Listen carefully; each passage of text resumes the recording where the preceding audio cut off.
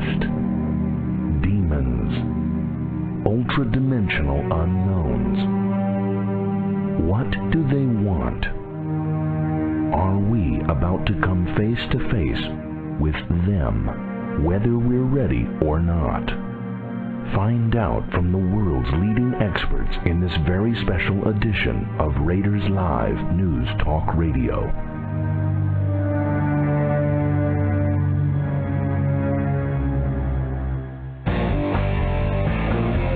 You're listening to RNN Radio, where thinking people tune in. Well, this is the Raiders Live News Talk Radio Show. I am your host, Thomas Horn, and of course, as always, I'm joined in the studio by that much sought-after horse whisperer, Nita. And who else but the wild man, that Stratocaster Wrecking Joe Artis. Well, we welcome you back to this special edition of Raiders Live News Talk Radio on the timely subject in this special edition, official disclosure. Prepare for contact. Now, it's our privilege this morning to spend the next hour with inventor and host of the popular radio program FutureQuake, Dr. J. Michael Bennet. Dr. Bennett's daily radio program FutureQuake airs from WENO AM 760 in Nashville, Tennessee, with a listenership also further extending around the world via the World Wide Web. Dr. Bennett's vocational career has been grounded in the field of science, having earned a doctorate in mechanical engineering from the University of Dayton and having served for 16 years as a team leader in U.S. military laboratories.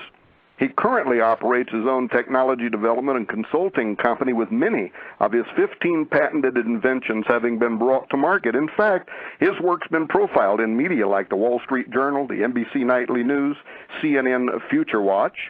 Furthermore, he has shared his biblical analysis on prominent forums such as Coast to Coast AM with George Norrie, in speaking engagements such as the 2009 Ancient of Days First Christian Conference on Aliens, and even as a keynote speaker for the United Nations for their 2008 Conference on Religion and Spirituality. But we want to ask him today how all or part of his expertise is connected to this question: are we alone in the universe? So, from near the home of the Grand Ole Opry itself, Nashville, Tennessee, ladies and gentlemen, please welcome to this special edition of Raiders Live News Talk Radio, Dr. J. Michael Bennet. Good morning, Mike. Good morning, and it's a pleasure to be with you and your audience. Well, it's so good to have you on. By the way, has it warmed up there in Nashville? It is just on the advent of warming up. Within the next 48 hours, it may be habitable outside. So, you have ice on the ground? No ice on the ground. We've got bright sunshine right now, just a little chilly outside, but spring is around the corner. So we're at a time of many changes in many different ways right now in the world.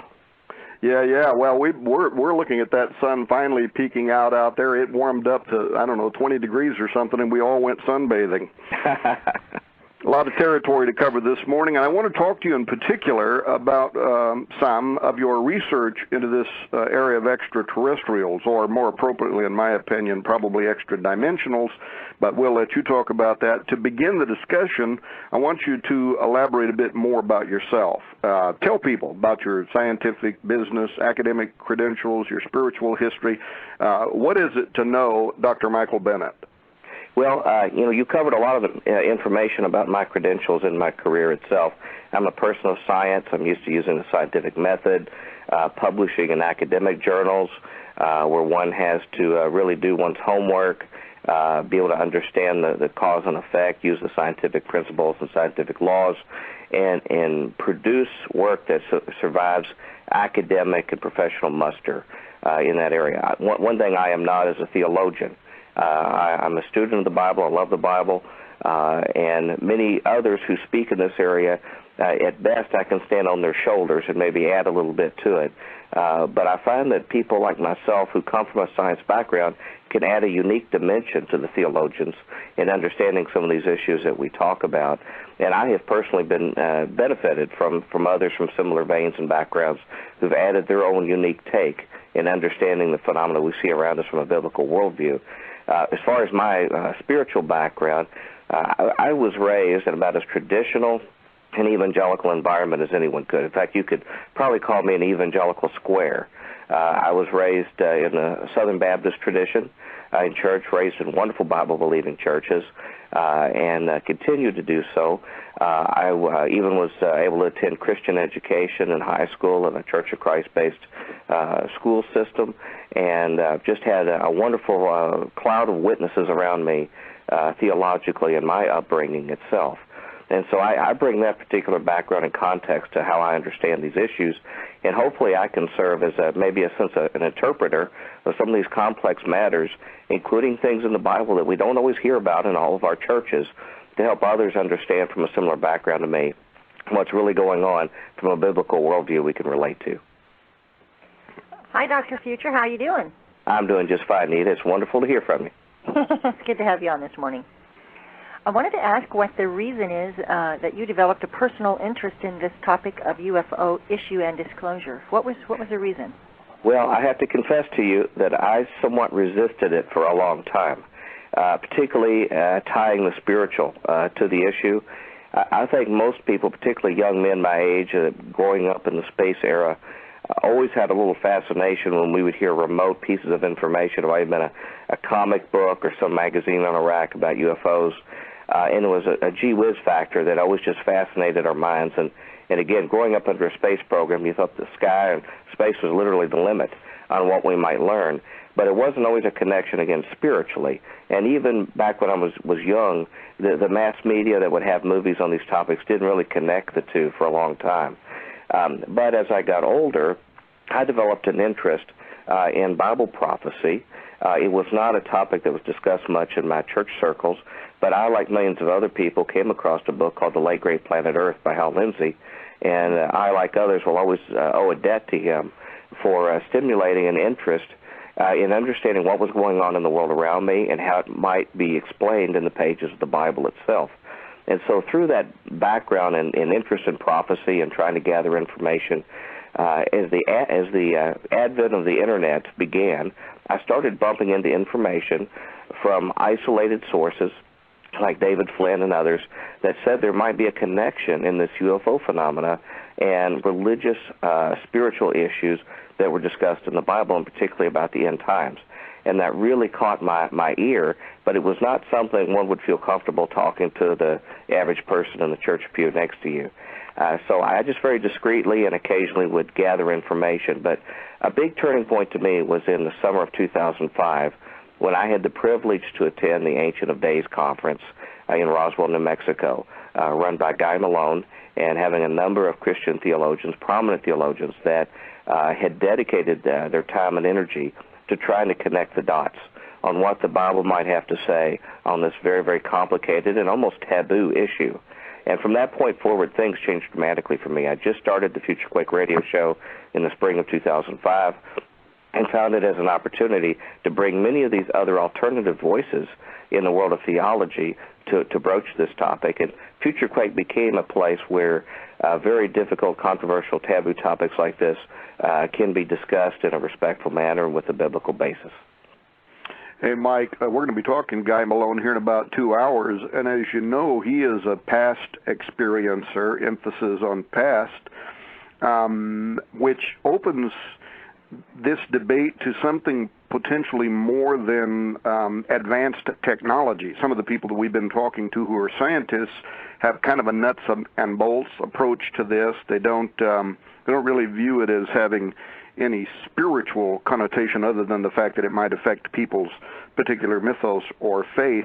What explanations about the UFO and or alien phenomenon historically have made the most sense to you as a real phenomenon? And then after you answer that, I want to ask you about the spiritual side of it. You know, as an engineer, I would have a natural inclination to want to have physical explanations entirely, because my background is in combustion and my field in propulsion systems, and I would be fascinated to figure out how aliens could travel across space and things like this. And I have to confess to you that I still, in many areas of background research, am a neophyte in collecting certain key documents and understanding what the forefathers have done in this field. But one that comes to mind is a gentleman named Jacques Vallée, who's often cited frequently. I believe he was portrayed in the movie Close Encounters of the Third Kind with a character representation. And he made it very clear, as a gentleman who had a relatively unimpeachable reputation in the field of people from all aspects of the UFO issue, that he came to the conclusion, studying it exhaustively, that it could not be explained by mere physical means. And some of the findings that I recollect he has found is that the mannerisms of the beings that were either observed in the sky or their personal contact, people's confessions and testimonies of their contact with them, was that they tended to be very deceptive in nature. They were suspected of having malevolent intent in their activities, however, that they were not entirely physical in their components. And I believe he compared them in many cases to the demons of old, what were described as demonic activities in the Middle Ages and even in the ancient days. And that leads you to several different conclusions. Either one could say that the demons that were described in the ancient days were actually encounters with physical beings and that they were misunderstood to be demonic creatures by primitive man, or the counter is that today we're actually contacting spiritual demonic beings that were also recognized and understood by ancient man as well. And that's really the crux of the issue. But as far as really putting to bed the purely physical explanation, I think Chuck Missler did it the best for me in his book, I believe it's called Alien Encounters. He describes, he's also a person of science background as well, where he describes the physical behavior of these aerial apparitions, where they would suddenly blink into existence, blink out, streak across the sky instantaneously. And he shows very clearly in the illustration that is easily explained if one is in an extra-dimensional plane that pops into our three-dimensional existence. And he uses a two-dimensional plane to actually give illustrations. And the light bulb came on, and it was very clear that an extra-dimensional approach would create these sudden disappearances in our space-time frame, sudden movements and things.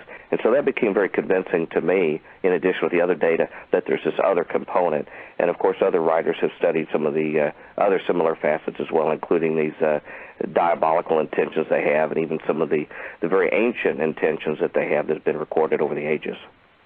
Yeah, Dr. Missler, we've interviewed him before, and he's following you actually this hour, this morning again. I love in his book, Alien Encounters, where he talks about Mr. and Mrs. Flat in their two-dimensional world and what the effect upon them would be to discover us three-dimensionals and how outside the paradigm of their technological understanding we would seem to exist, and then you extrapolate that forward to what if fifth or sixth or 10th or whatever dimensional beings were somehow moving in and out of our reality. It also to us would seem to be a technology that we simply can't comprehend. And of course your field is in technology, and in fact some of your inventions in propulsion, aren't they being used now by the U.S. and Israeli military? Well, most of my technologies are based upon protective technologies in nature, and in fact sometimes even harnessing propulsive chemistry like rocket technology, but harnessing it in a means by which to provide safety for people.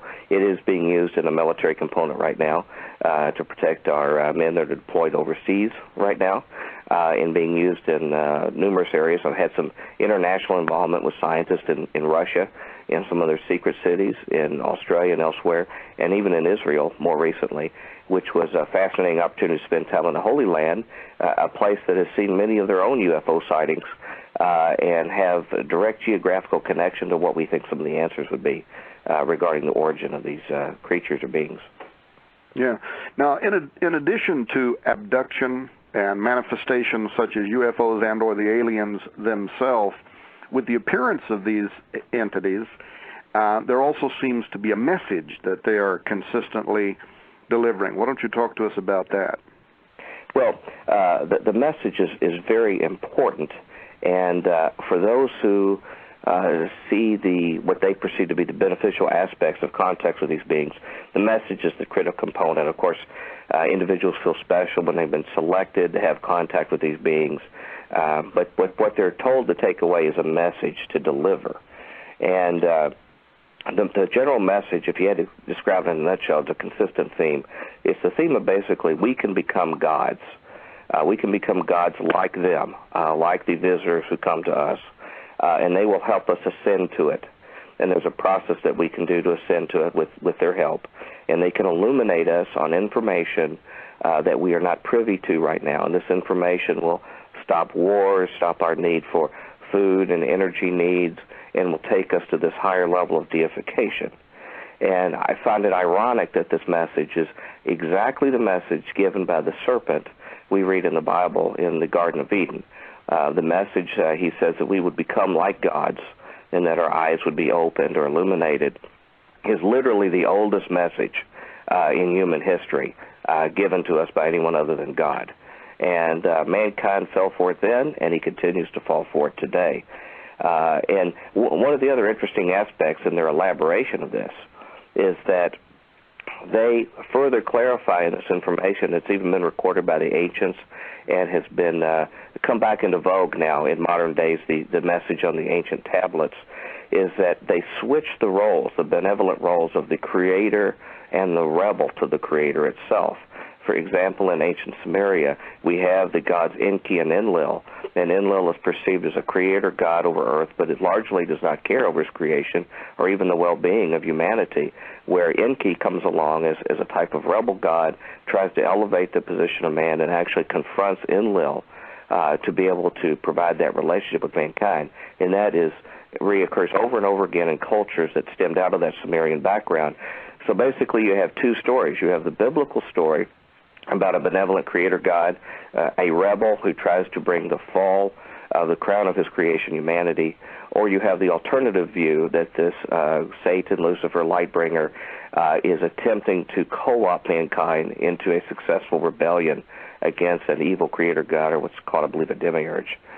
So that's really where things boil down to. And then, of course, you see the obvious template with the Eastern New Age teachings. They teach the same type things, that Godhead is obtainable, that it is available without admission of sin or any other kind of payment for your sin that's required. They do not recognize that we're in any kind of fallen state that needs deliverance, particularly from an external deity, or that there's any final judgment after death, for us as individuals or for the world in general.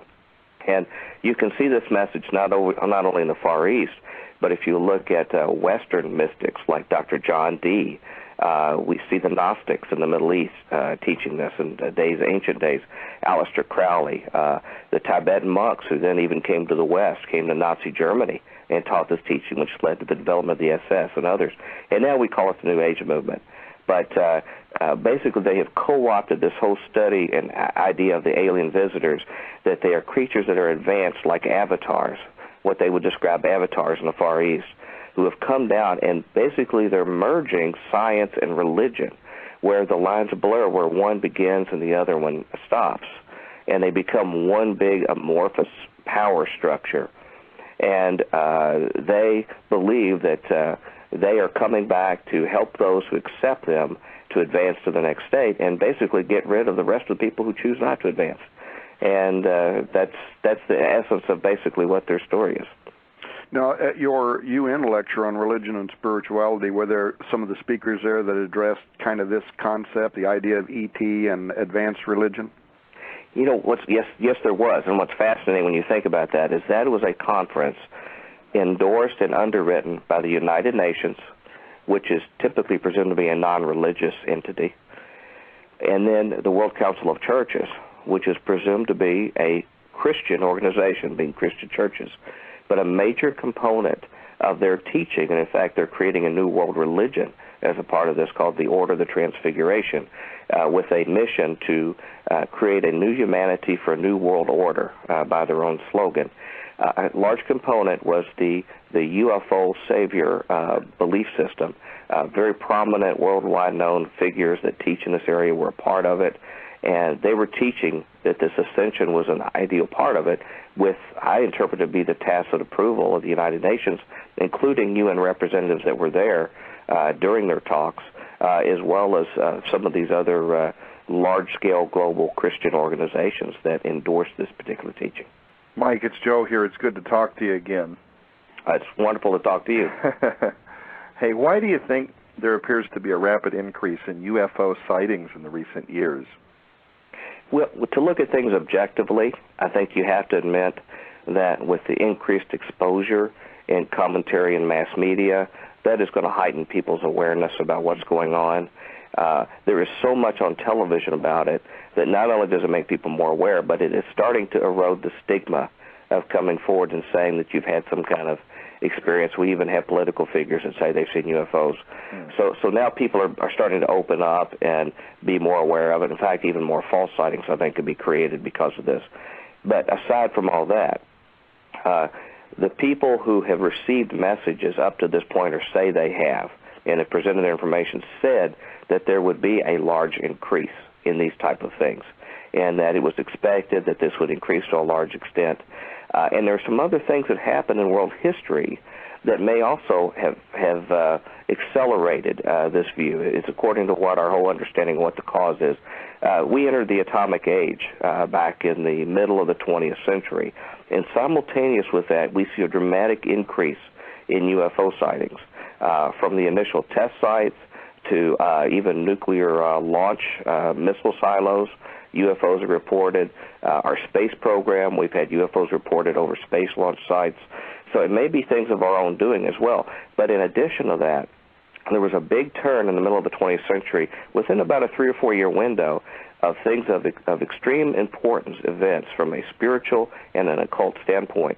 We had occult workings like the Babylon working that occurred, being led by the father of the American space program, Jack Parsons, along with L. Ron Hubbard, founder of the new religion Scientology, welcoming in the great whore Babylon as a consort for the Antichrist at the same time.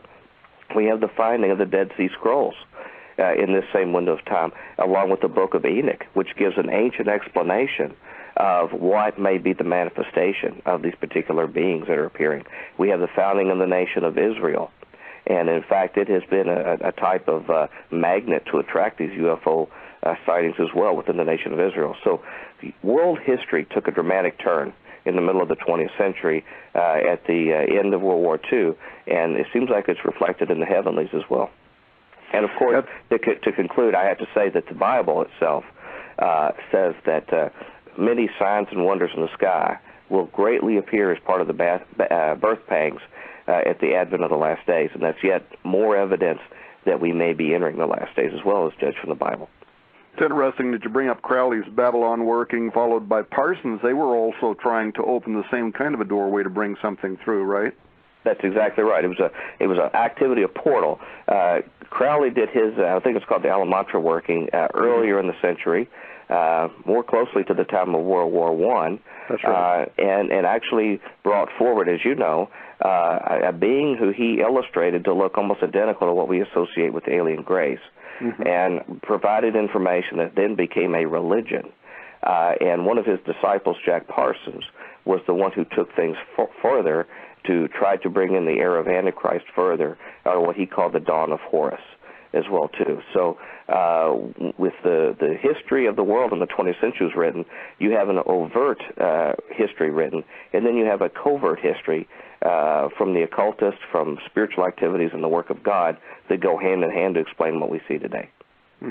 Now, given the fact that, this implies a deep and dark and sinister and secret supernaturalism, does, in your opinion, does the Bible talk about this phenomenon, what we refer to as UFOs or aliens, but does the Bible give hints as to this phenomenon's true nature? Well, let me mention something that is becoming more understood by researchers that have advanced, and maybe some of your other interviewees may explain on this, and then add you a few things of my own that I'm looking at.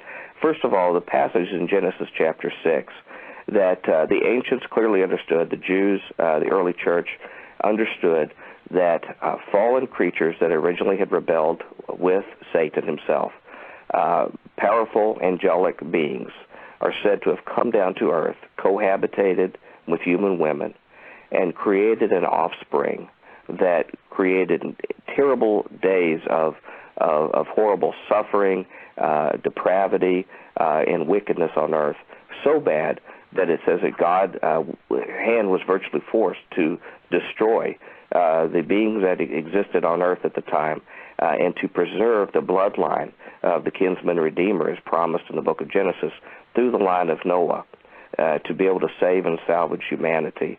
And that understanding, which is an old understanding of the Bible, not only explains so much on why God had to bring the devastating flood, why did he have to clear out the people of Canaan that had this particular fallen state bloodline, which was prominently displayed in the people there, answers so many questions that people have had that have been a roadblock to their accepting the God of the Bible. And that's a very important thing that we see established in the fact that other ancient texts that were accepted, in fact, even the Book of Enoch, which is accepted by the Ethiopian church today, go further and talk about genetic manipulations between these beings and human beings, or between humans, or even between humans and animals, that created these kind of creatures, what we would call something akin to genetic manipulation today, that were an abhorrence to God, which is what he expressly forbid in the Old Testament, and created judgment itself. And there's many, many deep theories on were they attempting to create beings that they could cohabitate their spirit in, and other things. But the remarkable correlation we see is how much it is similar to the abduction events that we see occurring today, where reproductive experiments are going on, genetic experiments repeated over and over again. And if you can believe pollsters like George Gallup and others, a significant percentage of the entire American public stands by their testimony that they have experienced an event such as this. It is a shocking piece of data to understand that. But if you've got the time, I'd like to just share something further, another element that I believe may shed further light as well, too, particularly the aerial apparitions that we see. I am coming to believe and be of the persuasion that the fig allegory that's shown repeatedly in the Bible is actually a representation of these fallen rebel powers that fell along with Satan before we ever came along. And in fact, to undergird that position, the Jews always believed and taught that the tree of knowledge of good and evil, where this particular fallen information was provided to humanity via Satan, was actually a fig tree, which certainly explains why they would use fig leaves to actually sew clothes for themselves because of this. But they associate the fig tree with that. And if you study about the fig tree, you find out that it is called in the Middle East a false fruit. And this false fruit does not reproduce itself. It actually has to be artificially inseminated by insects. A fig wasp actually artificially inseminates and creates, the further growth of additional figs and things like this, which I find is very interesting when we reflect on this activity of the fallen spirits and their artificial genetic manipulation and reproduction itself. Now, when you look in the sixth seal in the book of Revelation, it says at the sixth seal that the stars are cast down to earth like figs shaken from a fig tree when they're ripe. And it's elsewhere explained that these stars are angelic beings, elsewhere in the book of Revelation.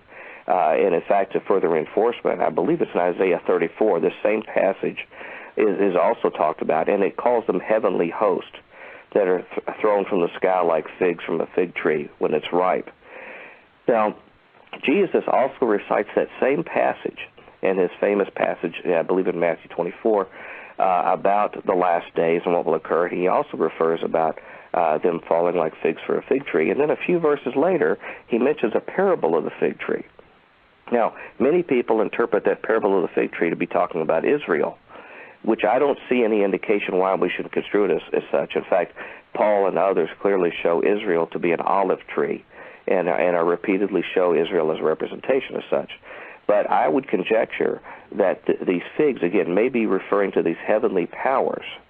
And in fact, the parable of the fig tree about saying when you see the leaves coming tender and ripe, look up, is that this parable suggests that these tender buds could be the initial isolated sightings of the heavenly host being thrown down. And it says that men's hearts will fail them for what they see coming on the earth. So I think it may be a description of these isolated cases of UFOs that we see in these apparitions in the sky as the initial budding of the fig tree that's the advent of the last days itself. And other writers, in fact, Barry Kamish, who is an Israeli writer, writes a lot of well-known investigative work. He wrote a very different work called Return of the Giants, where he actually investigated the UFO flap that occurred in 1997, of rampant sightings of UFOs. And the people he interviewed that saw these from all aspects of the culture said that they actually saw giants walking through the land immediately after sightings in certain areas of these UFOs itself. So there's more than actually meets the eye in what's going on with this. And in conclusion, I would just say that if you remember, Jesus cursed a fig tree when he was coming up to Jerusalem, and many have thought that referred to Israel or the leadership itself. But I would submit that it may refer to a cursing of the fig tree and the heavenly hosts that were operating the nations of earth up to that time, and that Jesus was speaking directly to the heavenly host and powers that their days are coming to an end, and he is going to overthrow their dominion over the nations of the earth. So I think this fig tree analogy may give us some insight on what we're seeing today. That's a very interesting theory. I would love to hear a further elaboration upon that, or if you ever put it in the form of an article, would love to publish it. So, yeah, you've got my interest up. I want to ask you how the issue of ETI, astrobiology, our hope to make contact, how this is now, not just in the future, but now already impacting the religious community worldwide, and could potentially do even more so in the very near future. You know, the Vatican astronomers like Father Jose Gabriel Funes, he's been out there talking about how there's a certain possibility of intelligent life in the universe. Before him, you had Vatican astronomer Guy Cosmonalgo. Before that, in fact, Monsignor Corrado Balducci went so far as to say that not only is there a possibility, but that ETs were already on Earth and already in contact, and that some of the people in the highest levels of the Vatican are aware of it. And when we interviewed Nick Pope, the former mod director for their UFO department for Britain, he said that he had that he knows Father Balducci and believes that he is a very, very sincere man, not a flake. And then, of course, before that, the famous prophecy of Father Malachi Martin. So at least the Vatican seems to be preparing themselves for this. What do you make of it? Well, you're such a learned person on this that the little additional I can add is almost like casting swine before pearls. But I can make a few comments here about this. We mentioned this triple IHS conference for the United Nations, the International Institute of Integral Human Sciences. They fully embrace this concept of UFO saviors and the message with the tacit endorsement, like I've said before, of the World Council of Churches. So I would expect this information is going to begin to percolate into our churches, even maybe our evangelical churches, in the days ahead. The Vatican appears to be leading the way.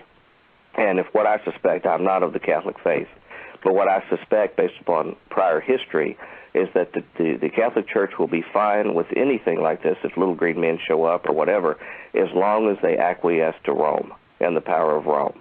So I think Rome is taking an early position of authority to be, when the ET say, take me to your leader, they want to be in the position of leader for these things, to be able to lead what's going on and to prepare their flock to believe that they can accommodate this and have answers for it itself. One other thing that just is something out of left field that I'd like to mention that I think may be significant in the days ahead.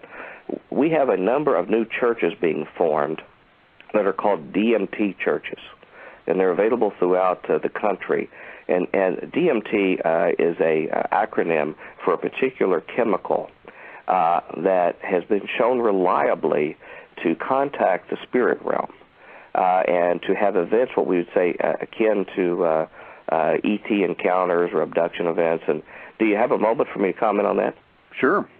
Well, I think it becomes very important because DMT is an active agreement that they have found that the shamans in Central and South America have used for them to contact the spirit world to find solutions for sicknesses and illnesses for millennia through something they call ayahuasca tea. Well, now modern man has decided they want to take their own scientific approach to replicating that. And one very important study was done a number of years ago by Dr. Rick Strassman, and it was a formal clinical study done through the University of New Mexico, where they used, under very controlled conditions, this chemical DMT, gave it to subjects who were completely unfamiliar with the kind of things we're talking about today. They were pre-screened. And what they found within seconds of administering this drug is that they immediately encountered beings that we would describe the alien grays and had something that was identical to an alien abduction experiment. including having their bodies taken over, reproductive experiments done on them. Some were even raped, had other assaults done to them. They saw reptilian and insectoid characters. But the testimonies of the independent people who had this, individual subjects, were virtually identical in the views that they had. And these people were not aware of the UFOs or other information by earlier testimony prior to these tests. It was shocking information that came out, but their experiences were so horrific that they had to form a support group for these subjects because their emotions, their psychology was shaken by what they experienced itself.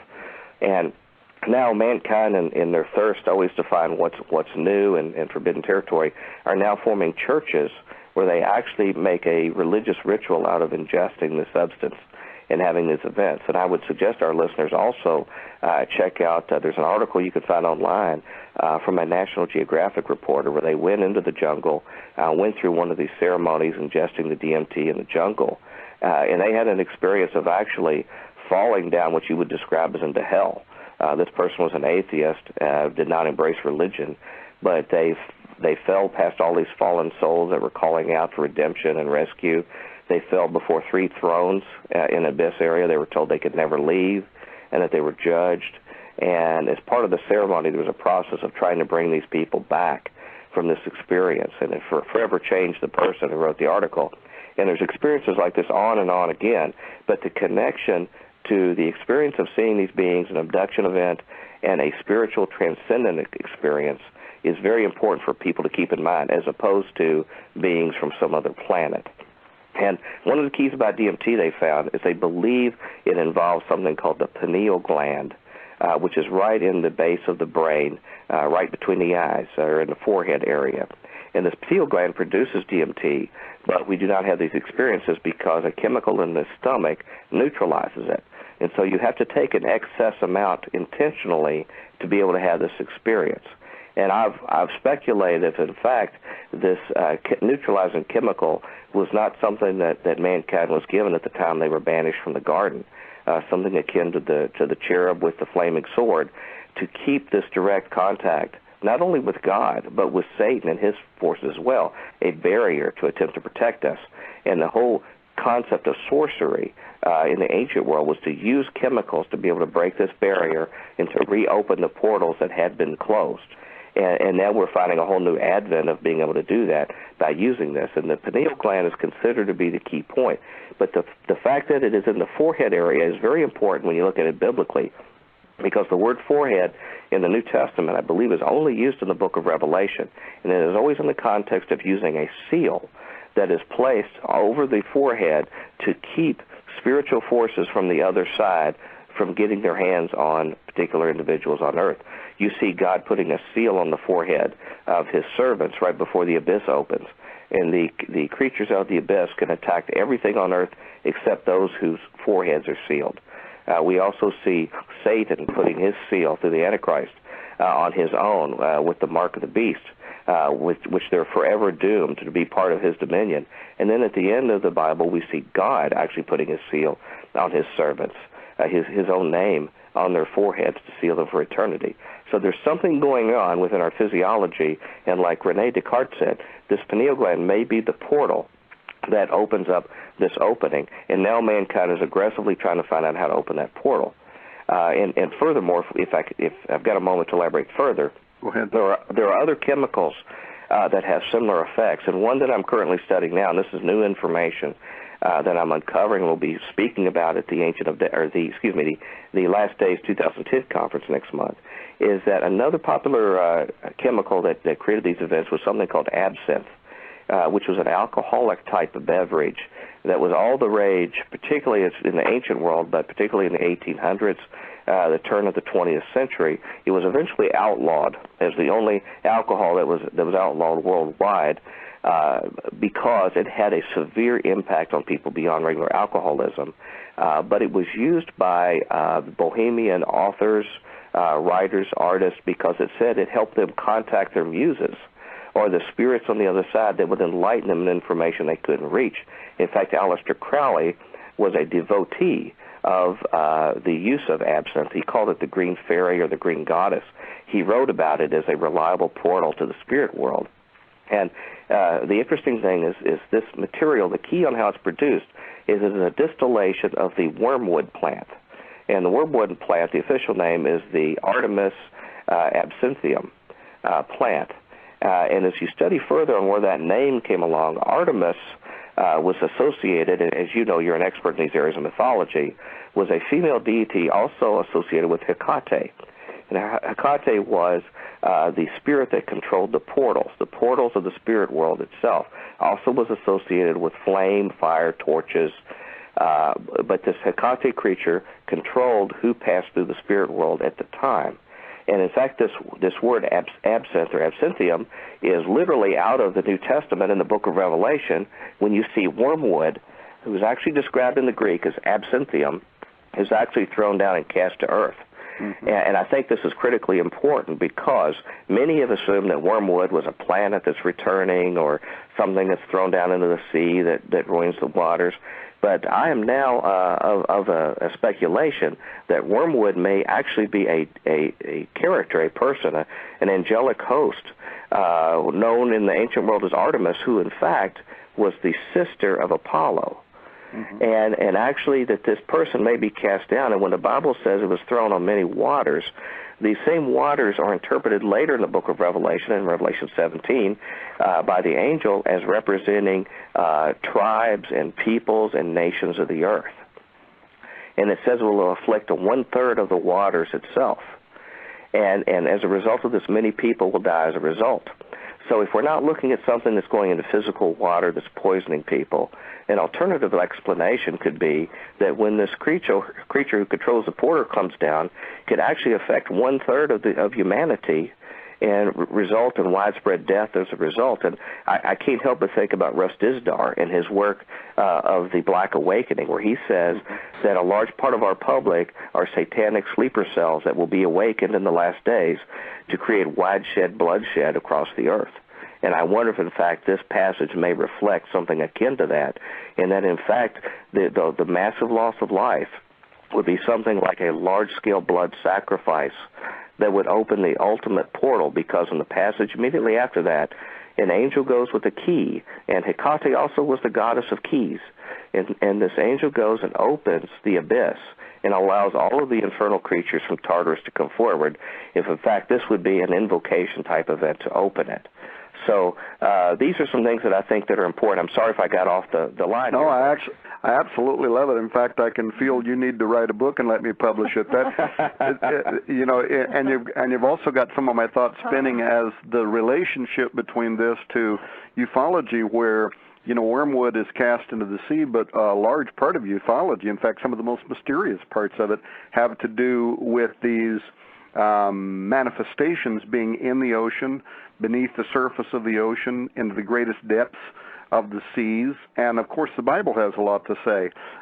Job, you know, goes down, or Jonah goes down into the belly of the earth, where the bars are, where there are things that are down there that are imprisoned. So we're going to have to talk some more about that. Listen, years ago there were studies by the government, others like those by Paul Davies of ASU, that suggested that ETI discovery might result in the complete collapse of society, and not just his studies, others, you know, and they made comparisons, specifically citing how in history underdeveloped cultures tended to collapse historically whenever they were faced by far superior advanced in intelligence or whatever. But a poll in the last couple of weeks following these Royal Society meetings, a national poll now says that most religious people say that ETI disclosure would not significantly affect their faith. Now, first of all, do you think that's just wishful thinking, that we've watched so much Star Trek that we think we're ready but won't be if it actually happened? Do you think it's delusion, or do you think that society is really ready now for this coming armada of angel aliens? Well, you know, ready is a relative term. Ready in the sense that they don't completely come unglued is one thing, but ready in the sense to properly understand what they're encountering is a whole nother kettle of fish. I think there are several camps that I would assume people would fall into, even those who are religious. There are going to be many, even in the evangelical world, that are sort of materialistic, deterministic, and that will refuse to believe that even if they see convincing proof of what it is, that it is nothing other than some other biological entity. And so what they will have to adopt, if they only go that far, is that God could have creation beyond what we know of Earth, and to deal with that and accept that. And then there's going to be others that see the spiritual component. Many are already being groomed to accept this as a more broad and illuminated understanding of the message of the Bible. And many of the teachings have gone so far from a literal teaching of the Bible or even inerrancy of Scripture that it's only a half step to take what is taught in many churches and what these particular beings will be teaching, particularly if they make all sorts of promises of medicines to cure cancer and free energy and all these other kind of things to save. Many people, that's what they want out of the religious experience, even sitting in church. They don't understand much of doctrine beyond that right now. So there is going to be a group who are going to see, or maybe they've heard from listening to Raiders or some of our other materials, but have not yet embraced this spiritual connection. And they're going to have a crisis of faith when they hear that, because they've got to decide if what they heard previously was true or what they're hearing now. And then there's going to be a small minority of people, and that's what our mission is to increase the numbers of people who are forewarned, who have already been briefed on what the Bible has to say on this information, and can understand what's going on when we see it, and know a Trojan horse when we see it. And so I think there's going to be a broad response of people. But the other factors that influence this is that we're entering an era likely of extreme upheaval in every part of society. Economic upheaval, shortages of food, shortages of other essentials that we have. And when things get desperate, people are willing to accept anything. We see a modern, educated culture in Germany that accepted the incredibly crazy teachings of Adolf Hitler, malevolent teachings, because times were desperate. And as times get more desperate, I think we'll find people that are more willing to deal with this when they like the answers they think that are going to come from it. Mike, this is Joe again. What do you think should be the proper response of the Christian community, today to this issue? Well, I've alluded a little bit to it in this, but I think a key is doing what we're trying to show an example right now, is to discuss this issue head on. Don't be sheepish about it. Don't just clip around the fringes of it. Don't look down at the floor if somebody brings it up at church. We have a lot of leaders in our churches, very well-meaning, wonderful pastors that are trying to lead their flock correctly, and they're afraid to touch these kind of things because of the response. They don't realize that their parishioners are already talking about it around the kitchen tables, around small groups, even in their own church. They may be at Wednesday night dinner talking about some of these things they hear about in the news, but yet once the official Bible teaching starts, we hear nothing of it. And I think that has to change. It has to change for the people within the church to avoid their deception, and we have to make a statement to the world outside the church that we have answers. And I think concurrent with that, you're going to have to increase a teaching, a general teaching of the whole idea of spiritual warfare and the idea and concepts of the end times, which have been missing for a large extent as part of the topic itself. People need to get some of the basics in those areas to be able to put what we're talking about in context itself. So the church is going to have to get real in a lot of these kind of things to be prepared for it. But also, on the positive light, I see this as an opportunity for evangelism. Mm-hmm. We know a large part of the world are asking these questions. That's why they're the number one things you see on the History Channel and Discovery Channel. It's everywhere in TV and books and movies. If you go to the movie theater, just about every sneak preview for a movie has something to do with the end times or something with UFOs. So the public has a fascination with that, and if somebody had real answers for what's going on, they might listen to the rest of the message. And so the church is missing an opportunity to add to their fold because of that. But one thing that is critical is that we're going to have to develop and then disseminate answers before all of this comes to pass, and that's why time is of the essence. It rings very hollow when the church tries to come up with answers after the fact to try to retreat back and try to defend their position. They need to go on the forward and say, anticipate these activities, anticipate these answers. Here are the motives of the people who say it, and here are the real answers of what they're about. Otherwise, it's going to really have a big impact on our credibility, and that includes refuting the doctrine. Most importantly, over the physical manifestations, we need to explain that the Bible shows in the cosmology what actually is occurring, but the message is also critically important. And while this message is untrustworthy, while we hear it frequently, we hear it on the Oprah show, we hear it on all sorts of manifestations, and worst of all, in our churches. And those are the main things I think we need to be doing right now, and we need help. A handful of radio shows cannot do the job themselves, and authors and writers. People need to start disseminating this information in their church bodies and take a stand. Well, and even pastors, I couldn't agree with you more. I mean, unfortunately, the church is allowing the History Channel and Hollywood to be the people who are providing the answers to these contemporary issues. And I mean, look, you know, you've got the Royal Society in England, you've got the Royal Astronomer that's got the Queen's ear standing up saying aliens might be staring us in the face and we can't even recognize them.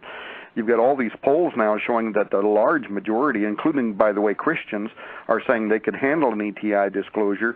There could be a massive setup underway, and the conservatives and evangelicals ought to be also not just leaving it to the Vatican, but they ought to be out there talking about this from their worldview, their point of view, and specifically how it may also play a role in eschatology. We're going to run out of time in about 5 minutes. Are you speaking anywhere on this subject, giving lectures?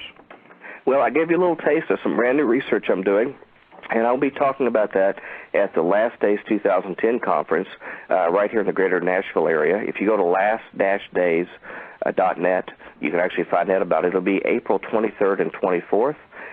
Wonderful speakers, people like Lynn Marzulli, Russ Dizdar, Chris White, our own Tom Bionic, myself, Chris Pinto, and others will be speaking there. We've got a roster, Russ Dizdar, a roster of 8 speakers.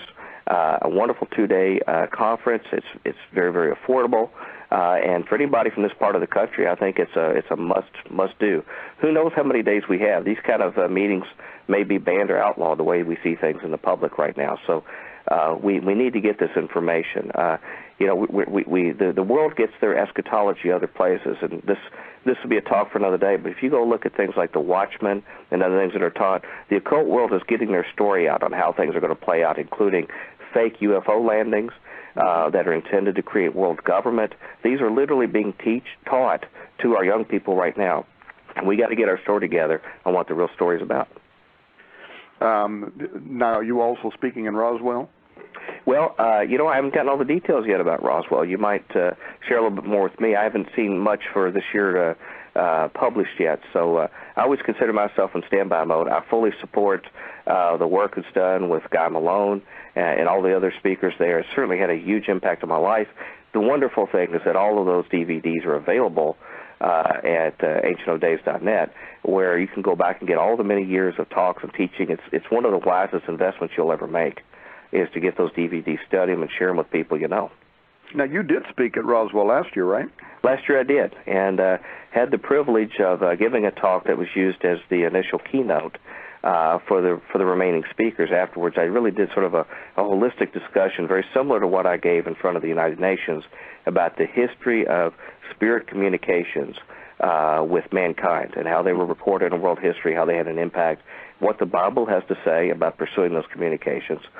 They don't take a kind eye to it in the Bible because of the dangers involved. And what are the origins of the messages that are given to these people and how it relates to the end times. And that's the basic crux of my discussion there. Now, how can people learn more about you? Well, I would love for them to drop by Future Quake. It's a radio show. We're getting ready to start our 6th year on air and our 600th live broadcast, our original broadcast of Future Quake. If you go to futurequake.com, anywhere in the world, and we have a lot of worldwide listeners, you go into the Past Shows tab. We have all 5 years of our archive shows there as MP3s you can download or listen to real time. We're also on iTunes as well. And we have a host of other things available. And in fact, there's a book there with a lot of the authors of people you're probably speaking to called How to Overcome the Most Frightening Issues You Will Face This Century. It's available for sale there. And a number of the people that you'll be interviewing now are authors in that book. And I highly recommend people get that book, too, as well. We have been talking to businessman, inventor, host of the popular radio program FutureQuake, Dr. J. Michael Bennet. Mike, thank you so much for joining us for this special hour of official disclosure, Prepare for Contact special edition of the Raiders Live News Talk radio show. Well, thank you for the privilege of being with you and your audience. Thank you for joining us for this special edition of Raiders Live News Talk Radio. We'll continue in a moment. Don't go away.